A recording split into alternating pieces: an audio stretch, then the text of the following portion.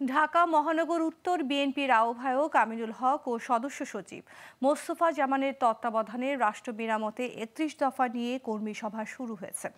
রোববার রাজধানীর খিলক্ষেত এলাকায় বড়ুয়া আলাউদ্দিন দেওয়ান উচ্চ বিদ্যালয়ের মাঠে মহানগর উত্তর বিএনপির সর্বস্তরের নেতাকর্মী সহ হাজারো মানুষের উপস্থিতিতে প্রধান অতিথি হিসেবে ভার্চুয়ালি যুক্ত হন দলের ভারপ্রাপ্ত চেয়ারম্যান তারেক রহমান। এ সময় তিনি বলেন, ৩১ দফায় সব শ্রেণী পেশার মানুষ সহ রাষ্ট্রের গুরুত্বপূর্ণ সব বিষয় রয়েছে। এই দফা শুধু শুনলে নয়, মানুষের দোরগোড়ায় পৌঁছে দিতে হবে। কারণ ৩১ দফা সাধারণ মানুষ শুনে পরামর্শ দিতে চায়, তারও গুরুত্ব দিতে হবে। দলের ভাবমূর্তি ধরে রেখে জনগণের কাছে বিএনপির চেতনা পৌঁছাতে হবে বলেও নির্দেশনা দেন তারেক রহমান।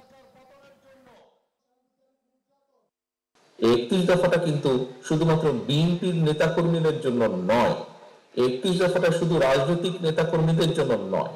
৩১ দফাটির লক্ষ্য বা উদ্দেশ্য হচ্ছে দেশের মানুষের জন্য কতগুলো আমরা কাজ করব এবং দেশের মানুষের সামনে এগুলো উপস্থাপন করা। সময় পরিবর্তিত হয়েছে, মানুষের মন মানসিকতা পরিবর্তিত হয়েছে। কাজেই মানুষের জন্য একজন রাজনৈতিক দলের সদস্য হিসাবে আপনার দল দেশের জন্য কি কি করতে চায়, মানুষের জন্য কি কি করতে চায়, এগুলো মানুষ অ্যাডভান্স আগে জানতে চায়।